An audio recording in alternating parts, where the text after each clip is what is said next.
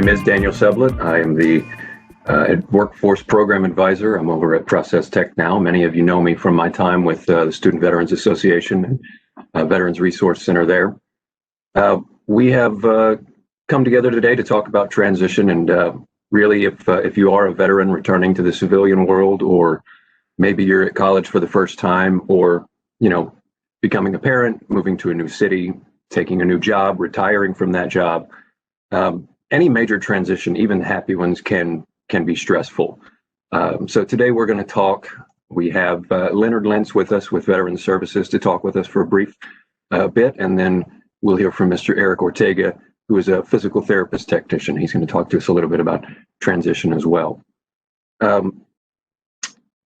Transitions can be hard because, in general, they tend to shake our identity or our concepts of ourselves. But two things happen in a transition. You find opportunities for growth, and you also find a lot of threats for stagnation. And so whether this transition was chosen or not, it's really up to us to control our reactions more than anything else, because just as much as we are responsible for the choices we make, our actions, when a situation comes at us and we're not prepared for it, our reaction is just as much our responsibility as anything else. So preparing for transitions by having conversations like this one help us balance our focus so that we don't take too much me time during these periods and inwardly focus on things that can throw out transition moving forward. We have support systems available to us. We want to talk a little bit briefly about how our families and friends can be utilized in our transitions, how we should be relying on the people around us, our community, even our coworkers, to help us through these things. And it's important to still take time to reflect and prepare ourselves to look inwardly and just not become over-focused on one single aspect of these transitions. So with that, I welcome you to this conversation. I hope good things are going to come from it. And I encourage you, when all of this is over as well, to reach out to us wherever we may be, in the Veterans Center, at Process Technology, or in the Men's Center, so that we can help you with your transition, whatever it may be. And at that, I'll hand it over wherever it's headed. Okay, first, thank you, Daniel. We're going to introduce Leonard Lentz. Leonard's been with us almost 2 years. Leonard also works with the center with the summer program AIM and HIM. And also he is a specialist in the Veterans Center. Leonard is a very good guy, man, and he was graciously accepted the invitation to talk to you guys today. So Leonard, go forward. Thank you, Al and Daniel. Thank you for having me today. Good morning, everyone. Thank you for being here today and listening to us speak. As Al said, my name is Leonard Lentz Jr., and I'm a veteran advisor here at Lone Star College-Kingwood. And I'm also a proud Navy veteran, okay? And I'm here to speak to you today about transition and how to cope with it, all right? The way I look at transition is change. And nobody really likes change. However, we all have to deal with it. No matter how big or how small it is, we all deal with change throughout life. Merriam-Webster defines transition as a movement, development, or evolution from one form, stage, or style to another. Now, in this definition, you don't hear any mention of size, and that's because we go through different types of changes every day, no matter how big or how small. Most of the times when we think of change, we think of those changes in our life that we stress about, whether it's going to a new job or losing your job or homeschooling because we're in a pandemic in 2020. Those are the things that we think about when we think of transition and we think of change. But however, there are those minor transitions and those minor changes that we don't often think about or that we take for granted, like just waking up in the morning. You're going from a state of rest to a state of being awakened. That's something that we don't think about as a transition, but that is a transition. Okay, so for me, transition has always been difficult. Even though I'm the son of a Navy veteran as well, and I've been moving every 2 to 3 years since I was about 3 years old, I've never dealt with change that as well as I do now. So for me, no matter how many times you go through it, no matter how many times you experience it, whether it's once or twice in your life, or for me, about 20 different times, 20 different states, countries, been all over the globe. It's still stressful. It still have anxiety that comes up, and you still have to deal with it. So in the military, you kind of get used to dealing with change because from the onset, you're going to boot camp. So you're thrust into that environment that you're not used to. You're living in a huge dormitory with a bunch of people you've never met before in most instances. And then you're there. You're just there. Just y'all. You get to know each other. You start to build relationships. You get a sense of normalcy. You start to get comfort. And as soon as you get that comfort level, you graduate. So once you graduate, you're moving off to your A school, to your tech school. Some people go off to the fleet. You go to where you're going to be at. And then from there, it's the same thing happen all over again. You're thrust into another situation with a bunch of people you may or may not know. And then, you're there for 8 weeks. Some people are there for a year. Some people are there for 9 months. You start to get normal. You start to get comfortable. And then you graduate again. And then you're off into the fleet. You're doing what you do for however long you're in there, whether it's 2 years, 4 years, you do the 20-year gamut, however you want to do it. But eventually that time ends and you have to transition back into civilian life. And that's what I'm here to talk about, transition to civilian life. So that transition for me was kind of hectic at first, trying to get a grasp on everything. I went back home. I had to transition from being overseas to being back home in the States, it was a transition itself. So trying to get back to just being here in America, being adjusted to how everyone is doing things now. I was gone for 2 years. So going from being overseas for 2 years, a lot of things changed, mainly clothes. My clothes did not look the same once I got back. I got told a lot of times, and I'm stuck in the past. I'm like, no, I didn't know things changed that much, but you had to deal with that. So that's one small change. But the next change is, okay, what do I do next? What's my career going to look like? In the military, you're told what to do, where to go, how to do it, what to look like when you do it. So it removes a lot of thinking for you. But once you get back into civilian life, you may have those technical skills, but then it's, okay, what do I do now? When I was in the military and I got sick, I went to sick call right after I went to PT. So went to PT at 4:30 in the morning every day because you got to. You don't have a choice, whether you're sick or not. And then from there, then you went to sick call, and then you went to work. Doesn't matter how sick you are, you still have to go to work and say, hey, I can't work today. So, okay, we'll put you on limited and light duty. So you're at a desk for that day. So civilian life, you have to deal with what hospital am I going to go to? It's not as easy as just going to one place. It's, am I going to go to Herman Memorial? Am I going to go to this Ready Clinic? Like, where am I going to go? So that in itself for me was a little stressful. So that's just one instance of what I had to deal with. The next thing was figuring out a career. What am I going to do with my life now?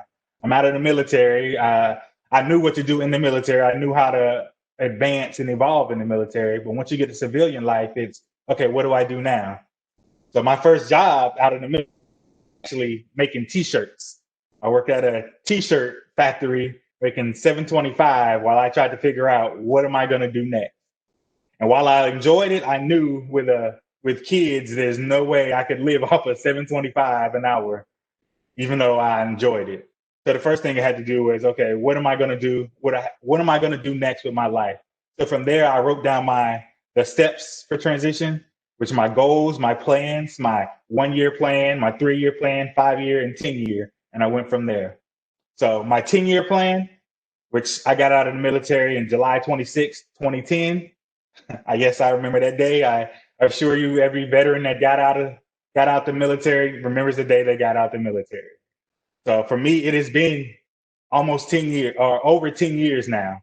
And I am on track with my 10-year plan. I am in graduate school now. In the fall, I will be starting law school. I'm working on my MBA right now at LSC. So my 10-year plan was to be going to law school, and that's what I am doing. Next thing I had to do, once I wrote down my steps of what I want to do, is I had to engage in self-care. So self-care for me was exercising, trying to find something to relieve that stress, tension that you go through, because you're going to feel tension. You're going to go through all of those emotions. But the thing is, you have to realize that all of your emotions are valid, and all emotions are normal and healthy things that everyone is going to go through. Everyone's going to be confused. You're going to have some anger, some anxiety, even some sadness that you're going to go through. You just have to take that moment and be in that moment with yourself, because you have to realize that suppressing that is just going to make it worse. You have to deal with those things. So for me, like I said, it was exercising. I read a lot. I wrote a lot. That's when I truly got into reading. I read so many books, so many genres, got into fan fiction, everything. So it was a wild time, but it helped me to go through my problems trying to cope with that transition from the military life to civilian life. And another thing that's really big to me that I think that a lot of people overlook is take a break when it's necessary. You hear people talk all the time about, oh, I never sleep. I'm always working. I'm going 110% all day, every day. And that is not healthy. You're not getting that's not efficient. You're not getting the most productivity out of yourself if you're not taking that time to rest. You have to recalibrate yourself. The way I think of it, your body is a machine. Every machine in the world, no matter how high tech, they have to have rest periods. You can't drive your car for straight 24 hours every day, 7 days a week, and that car be working perfectly fine. You're going to have to take some breaks. You're going to have to retool it. You're going to have to change the engine oil. You're going to change the tires. There's other things you're going to have to do. So for me, that's what rest is. It's your body. That's what your body needs in order to recalibrate yourself. And a major thing that I did was I tried all of those unhealthy coping skills that we usually see in TV or social media or music. And that's the alcohol, the drugs, the excessive caffeine. I used a lot of the energy drinks because I wasn't resting at first. So energy drinks all day. I got to figure out what I'm going to do next. I gotta have that 5-hour energy shot to get me to what I'm going to do next. Never mind, it's 3 o'clock in the morning and literally nothing is open for me no one to talk to, nowhere to send an email to get a response. I'm still up thinking, okay, I have to do something, because if you're not doing something, you're doing nothing. And that isn't healthy. So we have to realize that we have to have those healthy coping mechanisms. We can't use those unhealthy ones. And the last thing, the thing that truly helped me the most was just reaching out to others when I have help, knowing that I'm not the only person to go through this transition, not even the only in the world or in my life. I knew people who went through that transition from going from the military to being back in civilian life. I knew family. My dad was going through it at the same time. I had friends that I talked to who were going through the same thing at the same time. And the major thing that I did that helped me tremendously is I went and saw a therapist to talk to, because it's a lot to deal with. You might have your family and friends to talk to. However, you may not feel comfortable disclosing everything to your family and friends. So speaking to a licensed therapist worked for me tremendously. I feel like everyone, if you have that ability, you should, because having those repressed feelings, having those things, they seep out. Things you don't realize that you're doing. Like my wife and kids telling me that I'm getting more agitated with little things that usually didn't happen. And as people who knew me, they knew I'm not a person who gets stressed out. I'm usually pretty chill. I mean, when things happen, I'm usually level-headed. It's not going to rattle me too much, but things started to bother me that normally wouldn't bother me. So seeking out why that's happening is something that was big for me. So for me, going through that transition from military to civilian life, while it had its ups and downs, I would say right now it's going up. It's trending upwards for me, and I'm happy with that. And I feel like anyone who's going through any transition, I graduated from Lone Star as well with my associates before going on to Sam Houston to get my bachelor's in criminal justice, and now working on my MBA at LSU, and then going to law school in the fall. So I feel like I'm trending up, career is going where I want to go, and it's all due to following these 6 steps, these coping mechanisms that I keep with me.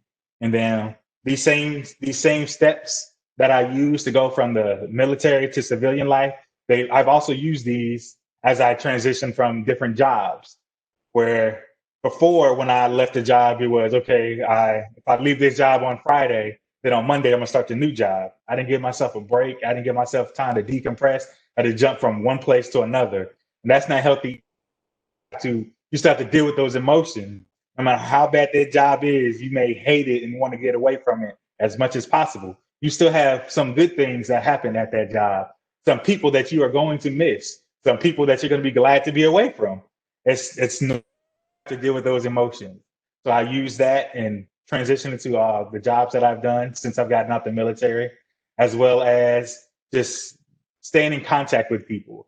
I don't stay in contact with people who bring undue stress to me, because that's not healthy either. And you have to realize that it's okay to not hang on to everyone forever as well in that transition.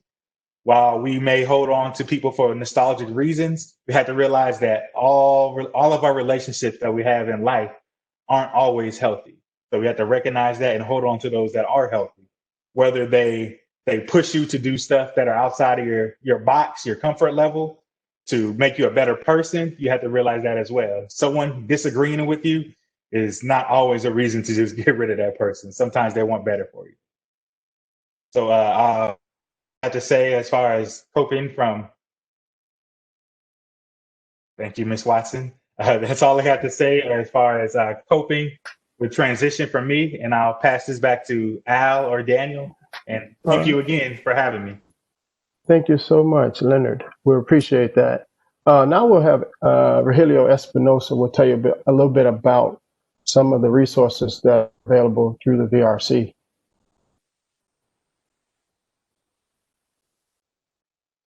Good afternoon, everyone. My name is Rogelio Espinosa. I'm an advisor in the Veterans Resource Center, and I work closely with Leonard.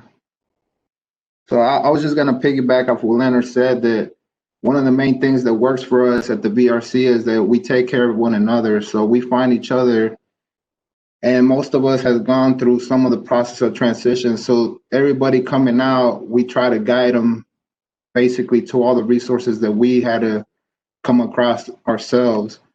And by word of mouth, it's just better. So when vets or anybody affiliated with the military comes through the VRC, we point them towards Wounded Warrior Project. We talk about the benefits that are available, which one is better than, depending on everybody's situation, we try to square them away as far as what would be the best route for them to have the path of least resistance when they're coming out of the military. So a big one we do is Wounded Warrior Project. Then we have Easter Seals and the VA, of course. And the last one will be the Texas Veterans Commission. But they offer many resources, anywhere from housing to counseling services, medical. So it just depends on what the vet's seeking, and we definitely have the answer.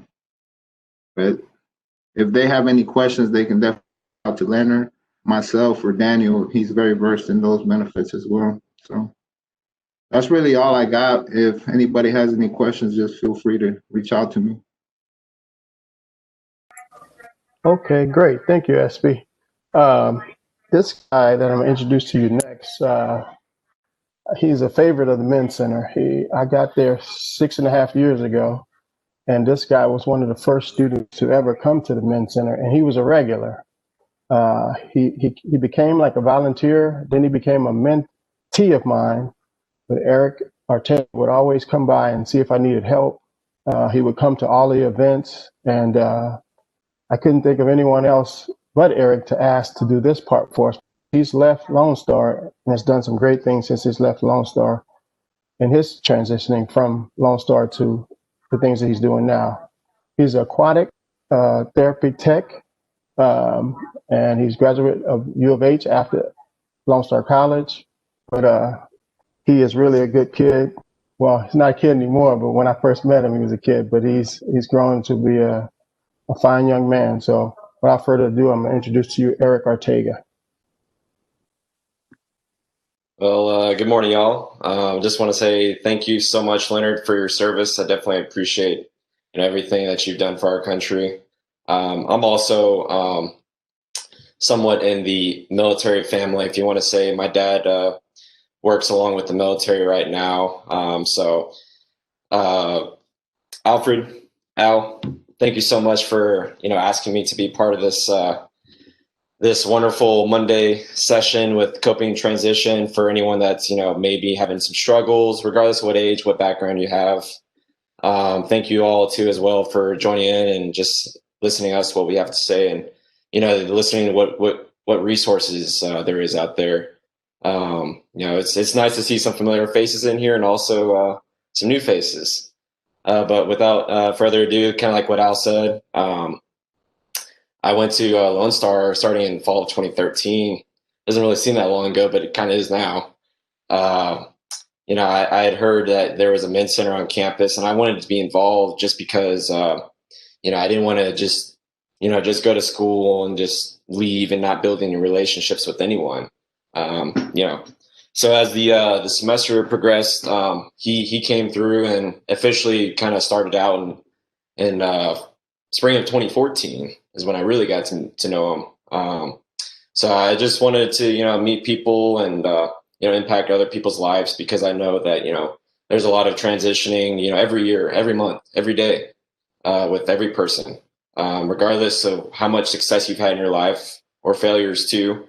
I just wanted to be involved in the community and just get myself out there, and because I knew I was going to go on to a undergraduate and then eventually graduate school, and also it would help too with building my resume and getting out there in the workforce as well, which I'm at right now.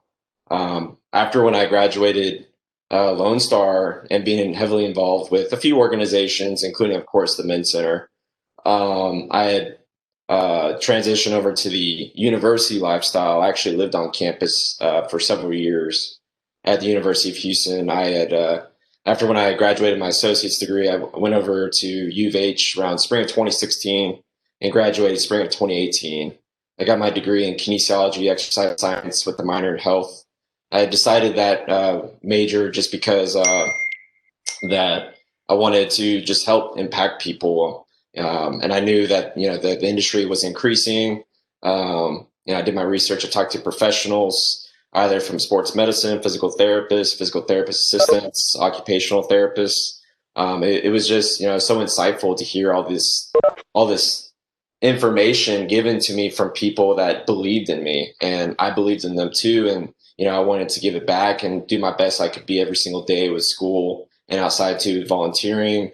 Again, building my resume at the workplace, meeting people, just enjoying the college life too, as well, as much as I could, because, I had a lot of friends that, went to college and either didn't graduate or graduate, but gave me a lot of advice, and I took it, and I did the best I could.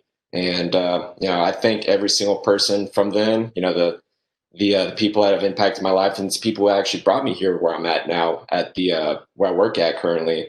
And I know Al made a big difference for sure. I learned a lot at the Men's Center. It's a great resource for anyone. It doesn't have to be just geared towards males. It can also be towards females too. So, he's a great person. We've built a great relationship. I try to stay in contact, talk about all kinds of stuff, including football. I don't know if anyone kind of cued in earlier on the conversation. We're big into football. I met so many great people along with Al that he's introduced me to from other colleges, other schools, even one of his mentors, Dr. Rankin. I don't know if anyone's ever met him. He's a great person to talk to. I highly recommend him if you ever get the chance to talk to him. But so after when I graduated U of H back in spring of 2018, I had was working 2 jobs at the time. In my last semester, I was actually working at the U of H sports medicine department, more particularly with the women's swimming and diving team, men's and women's track and field, and a little bit with the football team. It was an amazing experience. Got a lot of hours in. I learned a lot too, and it was just amazing. I never look back. It's like, wow, I'm glad I didn't change my occupation. I've never looked back onto that. I love what I do. As what Leonard said, there's going to be those days where it's going to be a high day and it's going to be a low day. It's all, in my opinion, it's all about attitude. And I try to keep a great attitude every single day, just be enthusiastic and just be the best person you can be. Sometimes there are days where, it's a great transition, regardless if you're switching from another job or to another school or whatever it may be, just moving. I'm just very, very blessed to have all these,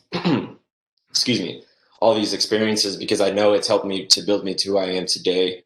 I can't relate to the military aspect, but I have thought about it though, since my family is kind of in the military. I definitely have a huge appreciation for, just anyone with, who's out there, helping, serving our country, regardless of their occupation, in the military or, the healthcare field or the police force, that, we all of us, are putting ourselves on the line, even with regards to there was a pandemic or not. And, it was kind of a hard transition at first when it all kind of, actually officially started. For those who are, still struggling, because I know a lot right now, there's a big mental health right now with the, or negative impact on mental health right now with the COVID stuff. I tell my friends and people, people I meet, if you ever need any help, you can always talk to me. You can use your resources. There's lots of resources out there. And, I'm a firm believer in it. It works. And, Al and I have had, conversations before in the past and, a little bit to this day too. And, I know Coach Olmsted is in here too. I know him. He's a dear friend of mine. And, I appreciate, what he's done for me in transitioning from the community college aspect to, going to undergrad. He's given me, some good advice, and he's always been there for me, checking in on me. I check in on him too. I actually plan on going back to graduate school here pretty soon, by next year. I have a few options. I've chosen kind of dwindled it down to 2 different things, and I'm working on them. And it's a lot of, what's the word I'm looking for? Time management. Time management is a huge factor. My dad and I recently, or not so much recently, but a while ago, we talked about it. And since I have my undergrad degree in kinesiology and I've been to a recruiter, I know it's kind of an interesting subject where an undergrad is maybe thinking of the military, and then we have an individual who's, retired from the military and is actually going to grad school. I've thought about potentially joining the armed services, and I'm still keeping it in mind as an officer for the Air Force for the education aspect and just serving my country for other people. And as potentially as a physical therapist, I've been working on it too. Not saying it's guaranteed though, but there's a few things I got to do. I've also been applying myself because I've taken the GRE. So the GRE is it's kind of like the SAT, ACT kind of for getting into like a graduate program somewhere. So for me, it would be for PT school, which is physical therapy. There's lots of schools all throughout the United States. It's very competitive. I've kind of transitioned a little bit because I wanted to go into the sports medicine side. So I was thinking more like athletic training. And as I kept working here, because where I work at now is at Aquatic Care Programs here in Humboldt. I've been here for a little over 2 years. And, I've seen it. I don't know everything, of course, but I want to learn more. And, I have a lot of patients give me a lot of feedback. And these are people I've either kind of built someone a relationship with, or people that don't really know me too well, or have built a strong relationship with. And each 3 of them, have definitely given me a lot of advice and have seen and provided me feedback. It's like, wow, you're just a great person, a great therapist, even though I'm not a physical therapist, I'm not a physical therapist assistant, but doesn't mean I can't get there though. Now that transition to there it takes a lot of time and, planning and just keep pushing yourself to, the extra mile, because there's going to be a lot of challenges on the road. I know PT school is not going to be easy. I don't know if anyone in here is interested in the medical field or just even graduate school itself. Doesn't mean you have to go to graduate school to be successful. Everyone can be successful, or even undergrad. My dad, for instance, he went to Lone Star and he's a network engineer for the military. He's doing pretty okay, I would say. So, it just depends on, what background you kind of want to just keep pushing. And, I'm, just appreciate the whole journey itself. And, there's been some times where, there's been some highs and some lows, but, I definitely rely on my resources, either regardless friends or family. I've never used a therapist before, but I feel like, with like Al, for instance, he's a big impact in my life. And, I know that, if I ever needed to reach out to him or to any of my other mentors, because I have a few, and I know that they've been through a lot of stuff because we've talked about certain things. And, just being able to be open to other people and to be coachable and to receive that gift back from them to you. And maybe it may not be the same situation, but just don't take it with a grain of salt. It's just and don't look at it as like bad criticism. Just, keep moving, look at it as a learning opportunity in a positive way. and just keep pushing yourself to be the best person you can be. And, I'm looking forward to sharing my journey with everyone, because I know there's someone out there that needs to hear my story. Just as like everyone else in here too, y'all, each and every single one of y'all have a story to tell, to share to someone. And you may not know it right now, but you really do. And it's amazing what we can do as a human being, just being out there, just giving back to people, and just be the nice, kind person you can be every single day. And I'm looking forward to going to PT school here pretty soon, whenever that'll be, hopefully next year. I definitely have very, very appreciative of the whole work experience here for a little over 2 years now. It's kind of time for that transition mode, because I've had some of my coworkers who I consider good friends. They asked me, it's like, hey, when are you going to graduate school? I was like, well, I got it written down in my planner, and I'm working on it right now, actually. And I have a few things, and I've told them about the potential of the military, or just, sticking it straight up to civilian life and going to grad school that way. I definitely, once, like what Leonard is, this upcoming fall, he's going to be going to law school, and that's a huge milestone, man. Congratulations. That's awesome, man. I'm very happy for you. I hope it works out, and you're going to do great. And just keep it up. And, again, thank you so much for your service. I definitely just highly appreciate that, man. Other than that, just striving just to get to PT school, hopefully sometime next year. I've written out, have certain things where, I have to accomplish this by this date, because I need that physical appearance for the planner aspect. Because otherwise, if I just put it in my head, it's not the same. Because then I'll say, oh, I'll just do it next time. Or then I'll say, well, I'm going to wait for that perfect time. Well, technically, there is never that perfect time. You need to start doing it as soon as you can, because, life is going to keep going, and, you got to keep going. You got to test yourself, and you got to act upon it. You keep going. There's something I've written on my refrigerator. I don't know it, or I haven't cited it off the top of my head, but I read it every single day, at least 2 times a day. And it's a good reminder for myself to just like, hey, just keep doing what you're doing, and go the extra mile, and keep applying yourself, and you're going to get there. So other than that, Al, that's pretty much about it for me. I'll hand the mic back over to you. Okay. Thank you, Eric. Appreciate both you guys for your service, as well as Eric allowing students to hear that they can do it too and make it through the transition stages in their lives. I want to tell you a little bit about the resources that the Men's Center has to offer, but also what Lone Star College has to offer in the sense of resources as well. But the Men's Center is there to help our men on campus in the sense of academic support. We do financial planning, financial assistance for them, as well as leadership development, where we bring in speakers, have forums, symposiums, and anything that the students would need. It's my job to try and find out if we can get it for them, all under the umbrella of mentoring. So we have group mentoring as well as individual mentoring that's available for you students as well. So I know we're out with COVID right now, but you can contact us through email, as well as you can call in, and I do calls on Jabber, so that we can communicate with you if you need, anything from the Men's Center. Also part of our campus, as far as resources, we have our counselors on campus. Actually, we have one of them on right now. She's kind of like Eric was to the Men's Center. Judith and I have worked together for these past 7 years almost.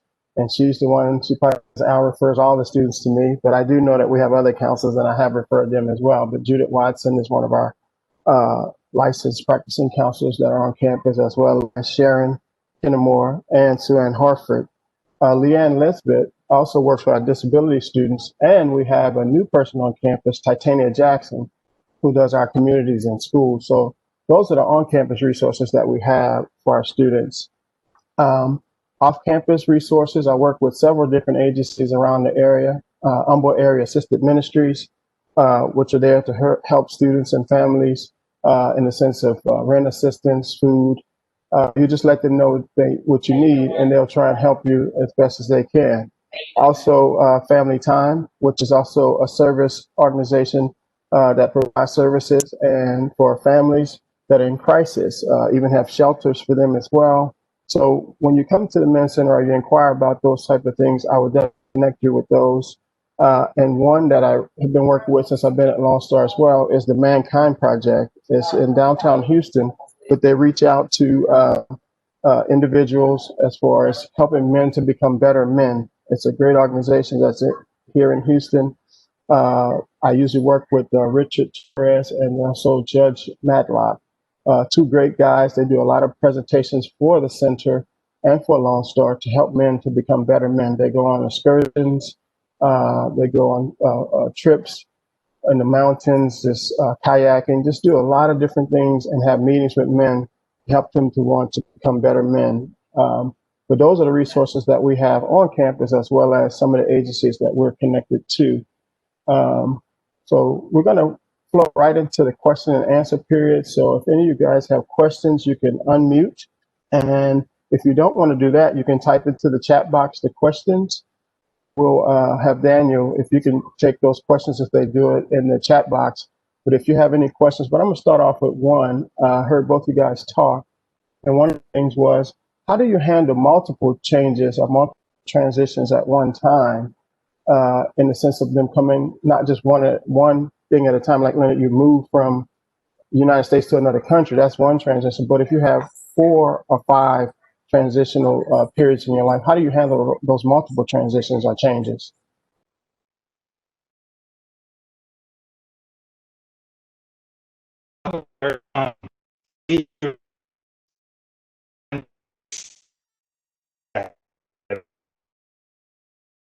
It was the country with a big change, so I had my head around that at first. So it was,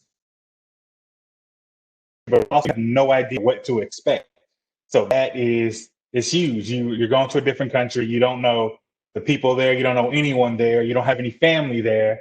So you wrap your head around, okay, I know I'm going to be in the military, but I'm going to be with people who are also in the military. So that's one sense of comfort that you have. You do know you have a community, but it's just not having family there is the biggest thing. And then from there, it's okay. I'm doing a different job. I'm going to have to speak another language. I'm going to have to get used to hearing another language.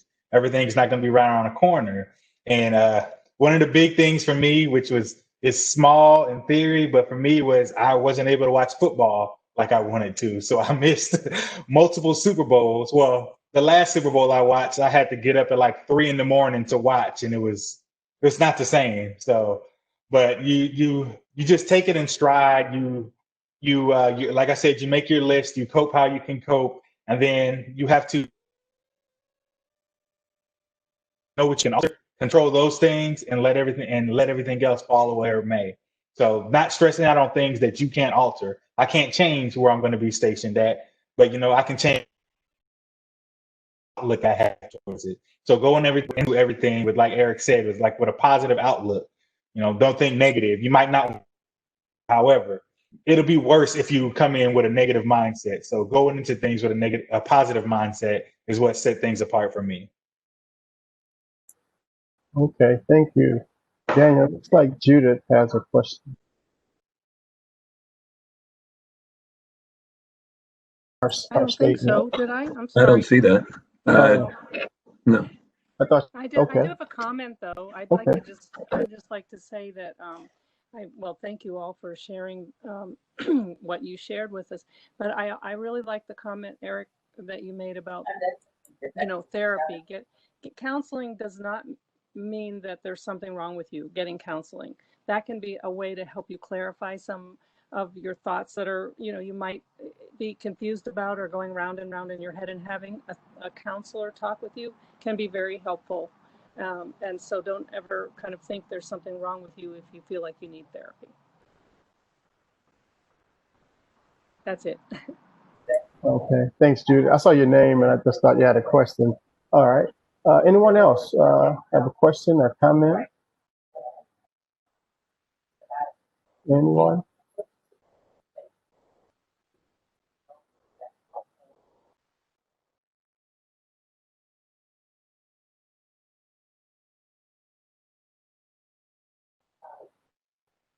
Any questions? You can type it in, or you can unmute and ask. I want to add on to one of the things about the counseling. What if you don't have the funding to see a counselor? What should someone do then?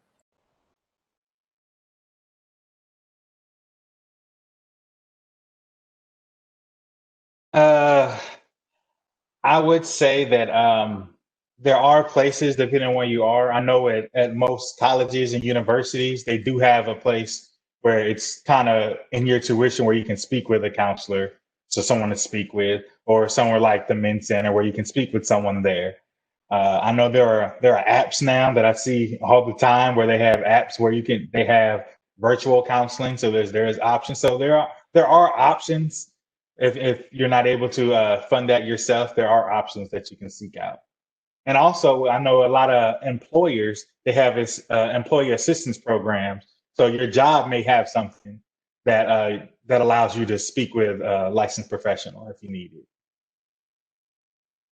There are also local resources, and I do have lists of those, and I'm sure you do too, Al, like Family Time, and there's a Montgomery County Women's Center, and there are lots of resources out there that I can refer you to. But also, like you said, on campus, we have 4 counselors, and while we don't do long-term therapy, we do supportive counseling and crisis intervention and referral. So never feel like you're totally alone out there. And Titania Jackson, I forgot to mention too, is another excellent resource. So we'll figure out, we'll help in whatever way we can and try to get you help you need.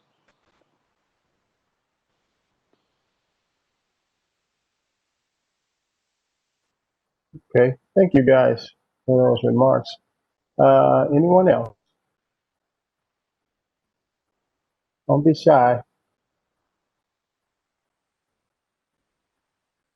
Okay, well, we're going to just continue to move forward. Well, first of all, I want to thank all of you for being here, especially our guests that were speaking today, Leonard and Eric. We appreciate you guys much. And I enjoyed this collaboration with the VRC, with SB and Rogelio Espinosa and his group. I want to thank students and staff and faculty for being on today. One of the things as far as transitioning is having groups of people that you can count on. And Eric said it earlier about connecting. He likes to connect with people. And one of the things that helps with your transition is connecting with people and having people there for you and being there for someone else. So I encourage you to stay connected to the Men's Center, stay connected to the VRC, stay connected to Lone Star, because there are people here that really want to help you. I encourage you just to stay connected and reach out to us so that we can help you. But thank you all for being here, being a part of this session. And as we are doing these now, the virtual programs, we will continue to do those until we get back to campus. But no, we will be getting back to campus one day. We just have to keep doing what we're doing now to help each other to be better. But I thank you for being here, and stay tuned. I have one announcement, and I don't know if anyone else has announced about anything else that's going on, but on November 24th, 11:30, we'll have our final session for this fall. A gentleman by the name of Brian Dockery will be speaking to you about understanding yourself and building a foundation for being accountable. So I know that's going to be a great session, November 24th, 11:30 to 12:30. So stay tuned to our Facebook, stay tuned to Instagram so that we can share those links with you so you can join on those meetings. And also tell your friends about it as well. Rogelio, I don't know if you have any announcements about some of the things that are coming up with VRC for spring or before we end for this fall term, but if you have anything, you can just definitely let these guys know. The only thing is I want to put a reminder that the 11th is Veterans Day, so we're going to send out a video. So if you get a video in the email, just watch it. It's of all the staff and employees and students that wanted to participate in the Veterans Day video. Student activities helped us make that video, and we're going to put it out on the 11th. That's really it. Okay. Well, thank you all for being here. Stay tuned. You guys have a good rest of your day. Thank you very much.